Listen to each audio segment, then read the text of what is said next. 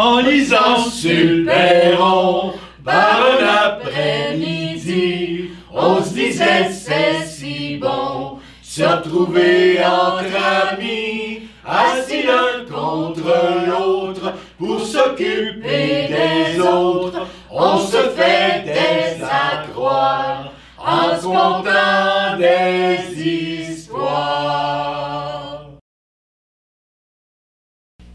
Extrait de la pièce de Molière, Le malade imaginaire, ce malade qui est hypocondriaque, donc il a peur de la mort et surtout de la maladie. C'est Argan, qui est joué par Daniel, qui est avec son ami Bérald, qui va être dans le coup, parce que l'idée là-dedans, c'est que la servante de Argan, qui s'appelle Toinette, qui sera jouée par Francine, veut convaincre Argan qu'il n'a pas de raison d'engager un paquet de médecins charlatans et de leur donner autant d'argent parce qu'il n'est pas si malade.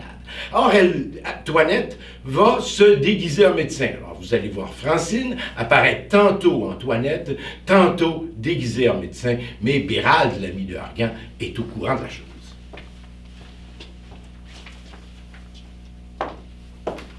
Monsieur, voilà un médecin qui demande à vous voir. Et quel médecin? Mais un médecin de la médecine. Mais je te demande qui il est. Mais je ne le connais pas.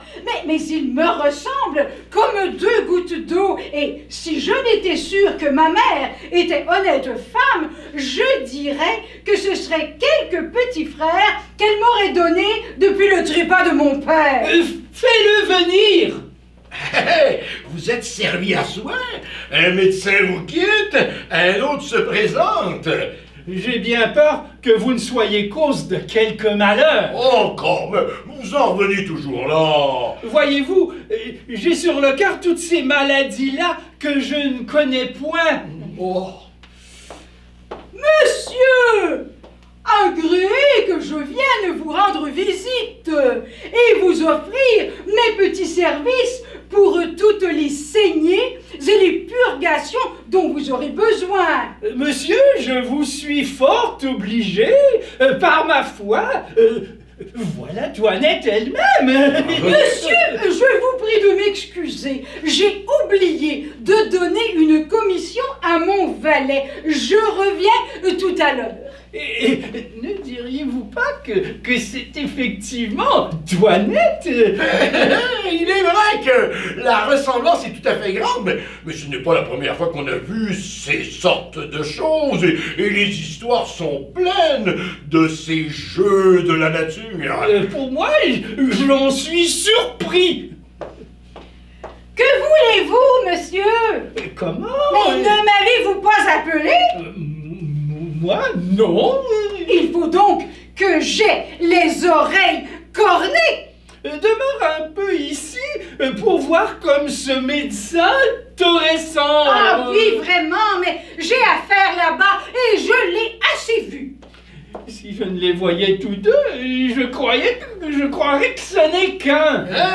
J'ai lu des choses surprenantes de ces sortes de ressemblances, et nous en avons vu de notre temps où le monde s'est trompé. Pour moi, j'aurais été trompé à celle-là et j'aurais juré que c'est la même personne.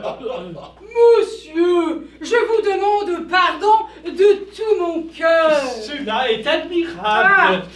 Vous ne trouverez pas mauvais, s'il vous plaît, la curiosité que j'ai eue de voir un illustre malade comme vous êtes. Et votre réputation, qui s'étend partout, peut excuser la liberté que j'ai prise. Monsieur, je suis votre serviteur. Je vois, monsieur, que vous me regardez fixement. Quel âge croyez-vous bien que j'ai? Je crois que tout au plus, vous pouvez avoir 26 ou 27 ans. J'en ai 90! 90? Oui! Vous voyez en effet des secrets de mon art de me conserver ainsi frais et vigoureux. Par ma foi, voilà un beau jeune vieillard pour 90 ans. Ah, je suis médecin passager qui vais de ville en ville, de province en province, de royaume en royaume pour chercher d'illustres matières à ma capacité, pour trouver des malades dignes de m'occuper, capables d'exercer les grands et beaux secrets que j'ai trouvés dans la médecine. Je dédaigne de m'amuser à ce menu fatras de maladies ordinaires, à ces bagatelles de rhumatismes et de flexions, à ces fièvrottes, à ces vapeurs et à ces migraines. Je veux des maladies d'importance, de bonnes fièvres continues, avec des transports au cerveau, de bonnes fièvres pourprées, oh, de bonnes pestes, de bonnes hydropisies formées, oh, de bonnes pleurésies, avec des inflammations de poitrine. C'est là que je me plais, c'est là que je triomphe. Et je voudrais, monsieur, que vous eussiez toutes les maladies que je viens de dire, que vous fussiez abandonné de tous les médecins, désespérés, à l'agonie, pour vous montrer l'excellence de mes remèdes et l'envie que j'aurais de vous rendre service. Je vous suis obligé, monsieur, des bontés que vous avez pour moi. Donnez-moi votre pouls. Oh, allons donc, que l'on batte comme il faut. Ah, je vous ferai bien aller comme vous devez. Ah, ouais, ce pouls-là fait l'impertinent. Je vois que vous ne me connaissez pas encore. Qui est votre médecin? Monsieur Purgon. Mais cet homme-là n'est point écrit sur mes tablettes entre les grands médecins. De quoi dit-il que vous êtes malade? Il dit que c'est du foie. Et d'autres disent que c'est de la rate. Mais ce sont tous des ignorants. C'est du poumon que vous êtes malade. Du poumon? Mais oui. Que sentez-vous? Je sens de temps en temps des douleurs de tête. Eh bien justement, le poumon. Il me semble parfois que j'ai un voile devant les yeux. Ah, le poumon. J'ai quelquefois des maux de cœur. Le poumon. Je sens parfois des lassitudes partout mes membres. Mais le poumon. Et quelquefois, il me prend des douleurs dans le ventre, comme si c'était des coliques. Le poumon, vous avez appétit à ce que vous mangez? Oui, monsieur. Ah, le poumon, vous aimez boire un peu de vin? Oui, monsieur. Ah, le poumon, il vous prend un petit sommeil après le repas et vous êtes bien aise de dormir? Oui, monsieur. Le poumon, vous dis-je. Et que vous ordonne votre médecin pour votre nourriture? Il m'ordonne du potage. Oh, ignorant. De la volaille. Ignorant. Du veau. Oh, ignorant. Des bouillons. Ignorant. Des œufs frais. Oh, mais ignorant. Et le soir, de petits pruneaux pour lâcher le ventre. Ignorant. Et surtout de boire mon vin fort trempé. Ignorantus, ignoranta, ignorantum. Il faut boire votre vin pur. Et pour épaissir votre sang, qui est trop subtil, il faut manger de bons gros bœufs, de bons gros porcs, de bons fromages de Hollande, du gruau et du riz, et des marrons et des oublis pour coller et conglutiner. Votre médecin est une bête. Je veux vous en envoyer un de ma main. Et je viendrai vous voir de temps en temps, tandis que je serai en cette ville. Vous m'obligerez beaucoup. Ah. Et que diantre faites-vous de ce bras-là? Comment? Ben, voilà un bras que je me ferais couper tout à l'heure si j'étais que de vous. Et pourquoi? Mais ne voyez-vous pas qu'il tire à soi toute la nourriture et qu'il empêche ce côté-là de profiter? Oui, mais j'ai besoin de mon bras. Mais vous avez aussi là un œil droit que je me ferais crever si j'étais à votre place. Crever un œil? Mais ne voyez-vous pas qu'il incommode l'autre et lui dérobe sa nourriture? Croyez-moi, faites-vous le crever au plus tôt. Vous en verrez plus clair de l'œil gauche. Je n'ai pas pressé, hein? Ah, adieu. Je suis fâchée de vous quitter si tôt, mais il faut que je me trouve à une grande consultation qui doit se faire pour un homme qui mourut hier. Pour un homme qui mourut hier? Oui, pour aviser et voir ce qu'il aurait fallu lui faire pour le guérir. Alors, jusqu'au revoir. Vous savez que les malades, hein, ne reconduisent point, hein? Ah ben voilà un médecin vraiment qui paraît fort habile. Oui, mais il va un peu bien vite, hein? Ah, tous les grands médecins sont comme cela. Me couper un bras, me crever un œil, afin que l'autre se porte mieux. J'aime bien mieux qu'il ne se porte pas si bien. La belle opération de me rendre borgne et manchot. Les vers des condamnés de Pascal Martin. Ça se passe dans une petite maison en France, chez Madame Vernon, et elle a de la visite 30 minutes avant la fin du monde.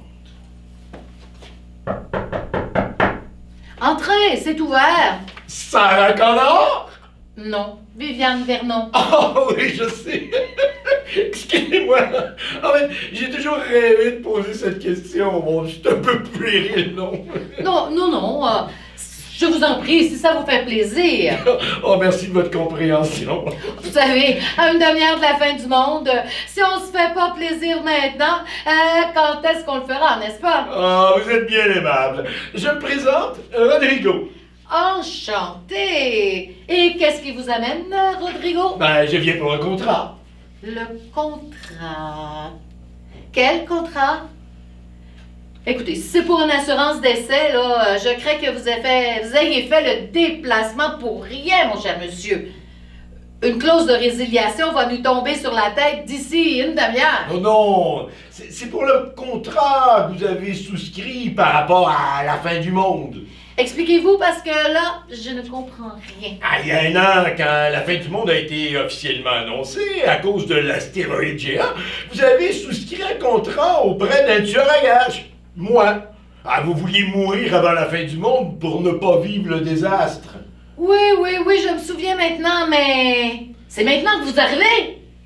Ah, quand même, vous avez-vous l'heure? Ben, je vous prie de m'excuser, j'ai été un peu débordé, et puis avec le chaos ambiant, c'est pas facile de circuler pour arriver jusqu'ici. Bon, vous allez voir, ça va être de ma faute. Non, mais c'est que plus rien ne fonctionne depuis des mois, alors pour atteindre l'Ariège, vous savez, ça a été difficile, mais enfin bref, je suis là, c'est l'essentiel. Oui, mais quand même, vous arrivez trop tard. Moi, je voulais partir bien avant. Je vois pas l'intérêt de mourir maintenant, vu que dans 25 minutes, on va se prendre une astéroïde de la taille de l'Australie en pleine poire. Ouais, c'est-à-dire que, du point de vue déontologique, moi, je dois remplir mon contrat. Mais puisque je vous dis qu'on attend des millions de tonnes de roches incandescentes d'un instant à l'autre, là, faut pas vous faire de bile, Rodrigo. Le boulot, il sera fait. Oui, mais pas par moi. Et ça, c'est pas possible. C'est une question d'éthique. Oh, mais qu'il est con! Bon, essayez-vous, là, vous m'énervez. On va prendre un verre pour se détendre. Ah, non, non, merci, Madame Vernon, je ne bois pas. Vous savez, l'alcool, les armes à feu, ça fait pas bon ménage. À plus forte raison dans mon métier, on en a vu beaucoup se gâter la main avec l'alcool, hein? Et vous avez combien de contrats après moi? Vous êtes la dernière. Bon, alors, c'est pas comme si vous deviez travailler jusqu'à la retraite, hein? Elle arrive, notre retraite, hein? Un petit coup de gnôle de mon grand-père, ça vous irait? C'est tout ce qui me reste. Bon, alors, une lichette. Hein? Allez, à la vôtre. Bah. Ça va, Rodrigo? C'est fait avec quoi? On a toujours préféré pas le savoir. C'est pas un truc illégal, au moins? Pourquoi vous pensez porter plainte? Non, non, je voudrais pas vous causer du tort.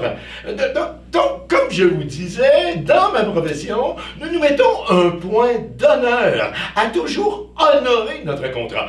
Quoi qu'il arrive, c'est une question de crédibilité vis-à-vis de nos futurs clients.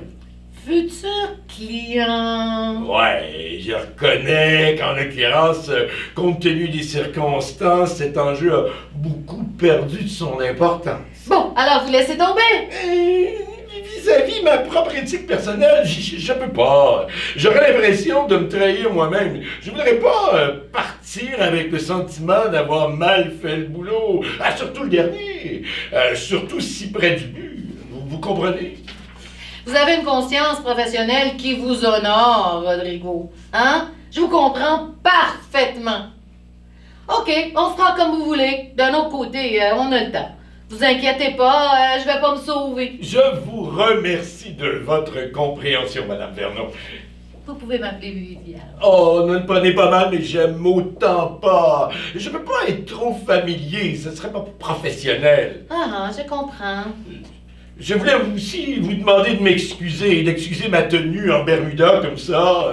Qu'est-ce qu'elle a votre tenue? Je la trouve un peu négligée compte tenu des circonstances. J'ai l'impression d'être comme en vacances. Ne vous inquiétez pas, moi-même, je n'ai pas fait trop d'efforts de toilette. Ouais, mais là, c'est pas comparable, vous comprenez? Moi, je suis la dernière image que la victime emporte avec elle. La courtoisie veut que je sois habillé de manière décente. Et là, oui, bon, c'est pas très professionnel. Oh, je m'en arrangerai, je vous assure. Vous n'avez pas des vêtements d'homme que je pourrais vous emprunter le temps de finir ma mission? Enfin, ensuite, je vais vous les rendre, bien entendu. Non, dès l'annonce de la fin du monde, mon mari est parti avec quelqu'un de la moitié de mon âge pour profiter de la vie, comme il m'a dit avec élégance. Et il a pris toutes ses affaires. Je parie qu'il est parti avec sa secrétaire. Non, avec le facteur. Ah, le prestige de l'uniforme, j'imagine. Bon, en attendant, vous prendrez bien une gaufrette, vous savez, ces petits biscuits avec des proverbes. Ah, tiens. Moi, j'ai un proverbe africain. Vous voulez que je vous lise? Avec plaisir, Madame Vernon. Hey, cette circonstance. Tout a une fin. Sauf la banane qui en a deux. Et la vôtre, c'est quoi? C'est un proverbe brésilien. L'amour est aveugle, il faut donc toucher. Dis donc, si on baisait. Je vous demande pardon. Ben oui, si on baisait. Si on baisait quoi? Ben, enfin, qui? Si on baisait ensemble. Mais vous voulez dire tous les deux? Oui, parce que là, un truc à plusieurs, là, je crois qu'on va manquer de temps pour faire venir les renforts. Et vous voulez faire ça quand? Ben, je sais pas, on va voir. Vous avez votre agenda? Oui. Alors, on peut prendre rendez-vous si vous voulez, dans 1 minute ou peut-être 2 minutes, comme vous préférez. Hein? Le temps de finir votre verre. Mais non!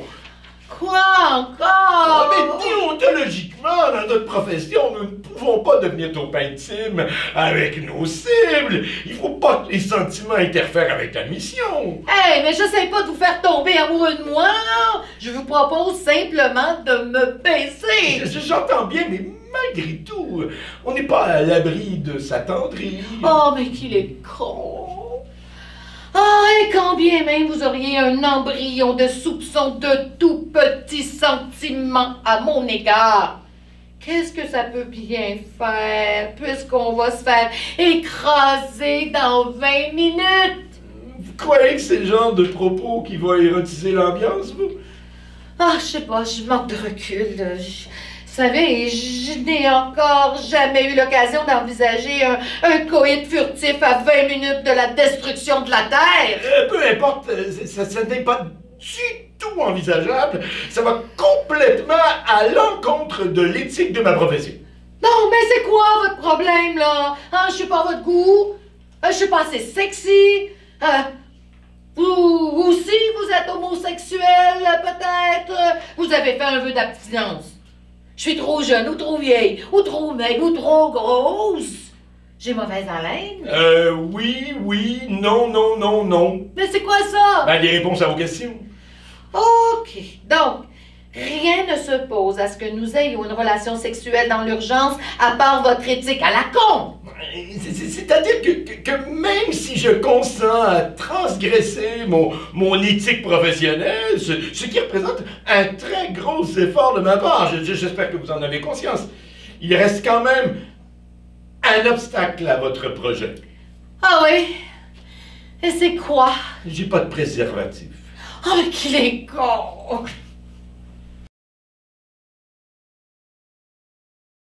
Le prochain extrait est tiré d'une pièce de théâtre qui s'intitule « C'est comme si on s'aimait ». C'est une pièce écrite par Brigitte Saint-Aubin. On retrouve un jeune couple dont la femme est enceinte, donc Jérôme et Judith. Et ils se retrouvent en fait à la quincaillerie, car ils veulent préparer la chambre du bébé. Oh mon Dieu, ça me lève le cœur! Quoi? L'odeur? Non, les couleurs! Les couleurs, ça me lève le cœur! Mais voyons, Judith, c'est la Havane! Tu capotais là-dessus, les couleurs de la Havane, quand on était là. J'étais justement en train de me dire que c'était des super belles couleurs, là, pour la chambre de Little Babe. Il y a quelque chose de fresh là-dedans. Ça marche au bout pour une chambre d'enfant, je trouve. Ben non, c'est ben trop flash. Il sera jamais capable de dormir là-dedans. C'est un plancher de danse disco. Oublie ça, la Havane. De toute façon, là, c'est pas mal moins idyllique, la Havane, depuis que les plages sont couvertes d'algues dégueulasses. Puis ça, là, c'est parce que le monde vient de passer leur samedi après-midi chez Rona puis chez Costco, puis dans tous ces magasins de marde-là qui nous bourrent la face de cochonneries qu'on n'a même pas besoin, puis qui nous font vomir avec trop de couleurs, puis d'odeurs qui se prient dans l'air pour nous faire acheter, puis Ok, c'est bon. Ah. Ok, quelle couleur? Ben, tu pensais à quoi, genre, comme couleur, là? Blanc. Blanc? Ben oui, blanc. Blanc, là, c'est pas juste blanc. Il y a des teintes là-dedans. C'est super riche, les blancs. Regarde ces deux-là. Tendre harmonica et doux baiser. Ah, ça n'a pas de bon sens, ces noms-là, mais c'est un peu cave. Mais... En tout cas, regarde, c'est pas pareil pantoute. Puis, si tu regardes un à côté de l'autre, ça donne tout de suite une ambiance. C'est beau, hein? Excuse-moi, là, mais je vois pas la différence. Quoi? Sincèrement, là, je trouve ça un peu plate comme couleur blanc. C'est même pas de couleur! Ben, c'est une couleur neutre, c'est une teinte. Non, plus j'y pense, là, plus je trouve que c'est une bonne idée. C'est même une excellente idée. Il faut pas induire trop d'affaires pour notre Little Babe. Si on l'élève dans un environnement le plus neutre possible, il va se sentir libre d'être qui il veut, d'avoir sa propre couleur. Gars, fille, trans, asexué, aux gars, aux filles, aux deux, vegan, croyant ou pas, name it, ça va être juste lui. C'est ça le message, dans le fond, qu'on va lui envoyer avec une teinte neutre. Go, man! Construis-toi! Dans le blanc, tout est possible! Toutes les couleurs existent dans le blanc! Ben non, pas toutes!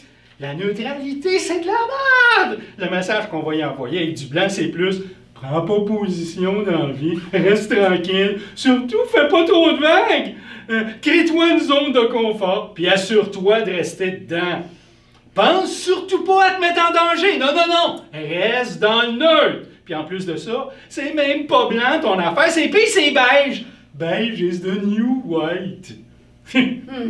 Ça veut rien dire, ça. En plus, les teintes pâles, c'est plus écologique parce qu'il y a moins de pigments dans la peinture. Puis les pigments, ça pollue. Ah, ça aussi, c'est important. Envoyer un message écologique. Hey! C'est une chambre d'enfant.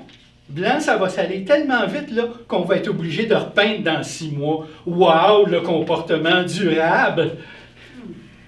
Ça m'a toujours impressionné comment tu pouvais changer de face rapidement, puis être tellement fine, puis relax avec les autres. Bon, ok pour le blanc, mais il faudrait au moins qu'il y ait un peu de jaune dedans, que ce soit lumineux. Bon, regarde celui-là, justement, là. Plage des Caraïbes. Excellent. C'est bon, c'est un compromis. Oui, c'est une belle couleur, j'aime ça. Bon, parfait. Mais on prendra pas cette marque-là, par exemple. C'est pas écologique pantoute. C'est full de COV. C'est super polluant, la peinture acrylique. Il faut absolument acheter de la peinture naturelle, avec des liants de résine naturelle. Je me suis informée. Ah, une autre affaire. Tiens, celle-là. Peinture écologique, 80% naturelle, extra couvrante, certifiée meilleure peinture écologique au Canada. Ben là, c'est ça que ça nous prend. De toute façon, on fait mettre la couleur qu'on veut là-dedans. OK, mais là, c'est une peinte, puis on dirait qu'il n'y a pas de galon. Ah ouais, c'est vrai. Où sont les galons? En tout cas, regarde, c'est pas grave, là. C'est de la peinture pareil. Voyons, c'est comme 4 fois le prix de l'autre sorte. Je comprends. Mais on peut pas faire des choix écologiques basés sur notre portefeuille. C'est exactement pour ça que ça échoue notre affaire, puis que le climat change, puis qu'on s'en va directement dans le mur. Fait que nous autres, là, sur nos murs, justement, on mettra pas de la marde. OK, c'est ce que tu veux, 350 pieds carrés, à 40 piastres la peinte, ça va prendre au moins 12 peintes. Fait que, tu sais... Hey, d'ailleurs, là, je pense à ça. Puis c'est l'appartement au complet qu'il faudrait repeindre.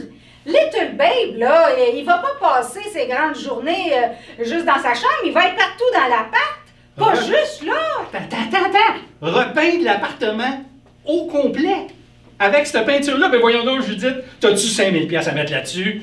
Oh non, j'ai une crampe, hein? Oh, je suis là. Viens par ici, là. Viens t'asseoir. Ah, ça fait mal, là. Hey, je peux pas croire qu'il va sortir par là, zut de zut. Trop de tension, c'est pas bon pour Little Babe, là. Assis-toi, là. Touche-moi pas. Et que t'es de mauvaise foi. Tu dis non tout le temps à tout ce que je te propose. Non, c'est pas vrai. C'est toi qui es de mauvaise foi. Non, mais on dirait que tu t'en fous de Little Babe pis du monde dans lequel il va débarquer. Tu penses juste à toi, à notre petite affaire à nous autres. Dans quel monde il va vivre, là, cet enfant-là? On dirait que ça te fait rien. T'es froid. Moi, je suis froid. Ben voyons, Judith, je suis pas froid pantoute. Je dirais plus que c'est toi qui es froid. T'es froide, je peux même plus te toucher. T'es froide comme une barre de fer. Ah, on dit raide. Quoi? Raide comme une barre de fer. Non, c'est froide comme dans faire fondre une barre de fer. Hey, t'as chauffe puis à fond, hein? Elle est pas nécessairement froide avant. Elle est raide. C'est pas pareil. Oh! Puis c'est pas vrai que je suis froide. C'est pas vrai que je veux pas que tu me touches. Je veux pas être touchée. C'est pas pareil. Oh! Sérieux? Tu veux qu'on repeigne l'appart parce que ça coûte trop cher? Enfin, c'est ça, tu veux pas? Mais hey, on a pourtant les moyens. C'est pas important l'argent quand il s'agit de notre enfant. Sérieux, là! En plus, c'est toi qui le voulais pas, cet enfant-là! Comment? C'est moi qui le voulais? Tu le voulais pas, toi? Mais c'est pas ça que je dis! Je dis que c'est pas évident de mettre un enfant au monde dans un contexte où tout s'en va à scrap. Même mon corps s'en va à scrap. Puis notre vie au grand complet. Qu'est-ce que je vais faire, moi, avec un enfant toute la journée?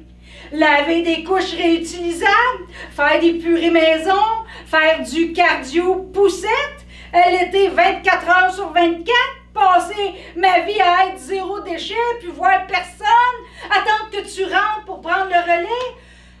M'intoxiquer à la maison avec des émanations de peinture fraîche, pas écologique. Hey, ça me fait capoter de penser que cet enfant-là va naître dans un monde où il existe un continent plastique qui flotte dans l'océan, puis que toi, ben, tu penses juste à acheter un nouveau char, puis à mettre l'argent qu'il faut pour faire des choix qui changent quelque chose. Mais voyons, Judith, qu'est-ce que tu dis là? Oh, zut! Oh! Tu le voulais pas? Quoi? Little Babe, tu le voulais pas! Ben, c'est pas ça que je dis! Tu dis que c'est moi qui le voulais, donc toi, tu le voulais pas vraiment! Mais oui, je le voulais! Mais là, je ne sais plus si je le veux! Il est un peu tard. Mais j'ai peur! J'ai peur que tout change, puis que je sois pas capable de faire ce qu'il faut faire pour que ça change dans le bon sens! Qu'est-ce que tu dirais de ça si on laissait ça de même? Si on ne repeignait pas la chambre, ni l'appartement, depuis le temps que ça a été peint, il n'y a plus d'émanation, c'est certain. Puis pour la chambre de Little Babe, ben, on mettra des décorations, puis il pourra dessiner ses murs s'il veut. Il décidera de la couleur quand il voudra, on verra bien. Oh non! Oh, je vais pisser à terre! Oh!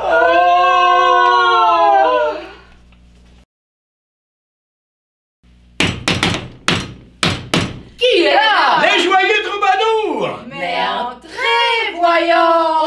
Entrons! Durant toute la semaine, les joyeux troubadours ont confiance en leurs veines et rigolent toujours. Ce sont des philosophes, au lieu de s'affoler devant une catastrophe, se mettent à répéter, ne jamais croire toutes les histoires. C'est comme ça qu'on est heureux. Faire un sourire quand tout chavire, c'est comme ça qu'on est heureux. Aimer la vie et ses folies, c'est comme ça qu'on est heureux. Et trouver le ciel bleu quand il tonne et quand il pleut,